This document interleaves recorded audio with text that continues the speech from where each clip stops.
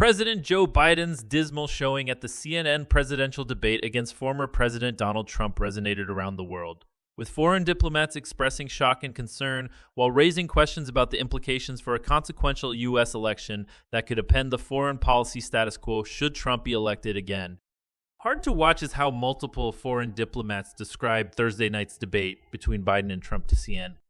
The overwhelming sentiment among more than half a dozen diplomats from Europe, the Middle East, and Asia whom Cannon spoke to was that it was a bad night for Biden, as one European diplomat put it. It is a sad reality that Biden is old, and he is getting older. We saw it. I had difficulties understanding what he was saying, and I understand English pretty well, said a second European diplomat. Trump ain't alive, said an Arab diplomat. I was shell-shocked. I could not believe my eyes, an Asian diplomat said of Biden's performance. Biden's debate flop was front-page news across Europe, with left and right-leaning newspapers excoriating the president, even in France, where the country has its own elections coming up this weekend.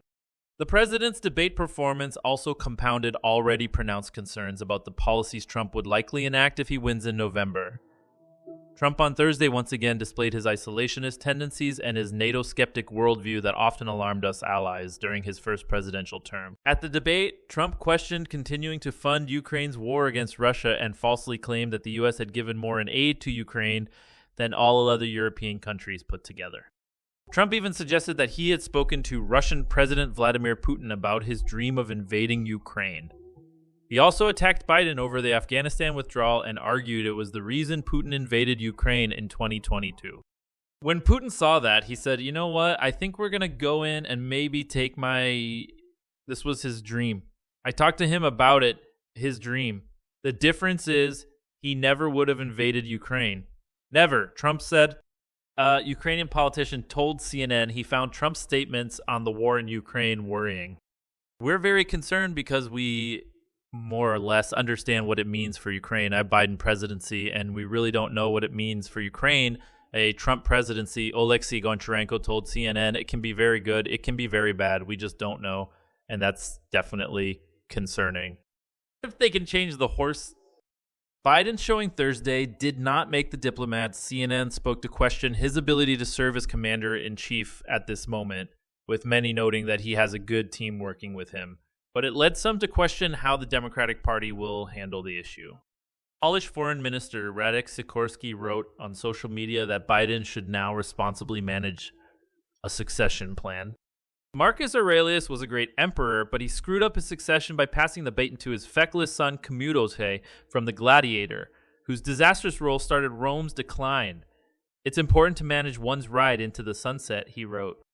Another Polish diplomat didn't mince their words, calling Biden's performance a horror. What a car crash. Post-debate, it wasn't just Democrats raising the prospect of replacing Biden on the ticket for November. Foreign diplomats were also wondering whether Democrats could turn to a plan B. If they can change the horse, they should, said the second European diplomat. If it was possible to call the governor of California and have Biden say, "You go and I'll step out," that would be the right thing to do. But like many Americans, the diplomats woke up Friday unsure of what could be done. There are many options that are discussed, but we don't see any that are self-evident, the first European diplomat said. Some of them are reaching out to us contacts to get a sense of the likelihood of Democrats moving on from Biden. Some us contacts say there was always simmering debate about replacing Biden, but they say that now the doubts are in the open. There's fire on the roof, said a third European diplomat. I'm told that if the Democrats do this, they have to go with Kamala Harris because they cannot skip over a black woman vice president, but they wonder what that will do to their base. They think they could still lose. The problem is there is no strategy. Diplomats were not surprised by Trump's comments on foreign policy during the debate, with one calling it the same recipe as usual, but they added that they felt even more concerned about his lack of commitment to Ukraine and what that might mean for European security. Trump certainly won this. His worldview is problematic. So for those who believe in a rules-based order, Trump isn't good, said a NATO official. Rules mean predictability, so Trump means unpredictability. He could go soft on Russia. He has a penchant for getting on with strongmen. He could also double down in supporting President Vladimir Zelensky. The problem is there is no strategy. It all feels like it's done on impulse. Other diplomats also observed that Trump's comments on the ongoing Israel-Hamas war would likely hurt him among Arab American voters. When he called Biden a Palestinian, that was bad. It was an insult to the Palestinians. He lost Arab voters, the Arab diplomat said. He could have said that he is the bigger Israel supporter in multiple other ways. Still, despite Trump's reinforcing of longstanding issues, there was a real sense of shock and concern about Biden's performance and what it might mean for his chances in November. Biden pilloried in European media. The diplomatic reaction was echoed by the British media. In unusual unanimity, the usually staid Financial Times declared Democrats panic, with the irrepressible tabloids, famous for their stinging critiques, joining the chorus. Joe Matteau's declared The Sun, Britain's most popular tabloid. Another outlet, the left-wing Guardian, piled on, stating Biden bombed. Biden's stumbles on the Atlanta debate stage touched a nerve across the continent. Europe woke up to radio stations playing his at times halting, seemingly confused comments. No nation was immune to concerns about Biden's performance. Even in France, which is facing its own surprise elections this weekend, where President Emmanuel Macron's alliance confronts a far-right challenge. Newspapers took time out to lament the frailties of the man who visited the country only a few weeks ago.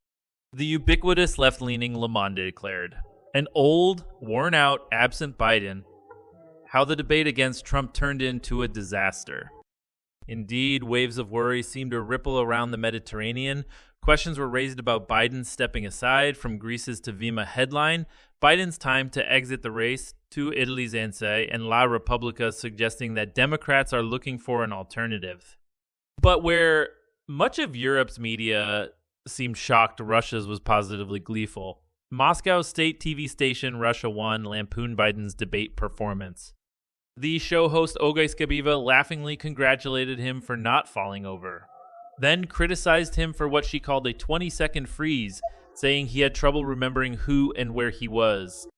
Putin spokesman said the Russian leader didn't stay up late to watch the debate, and it is not on the list of the main issues on the agenda of Putin. However, it seems reasonable to surmise he will be up to speed with it now, if only through the unfriendly filter of his own media.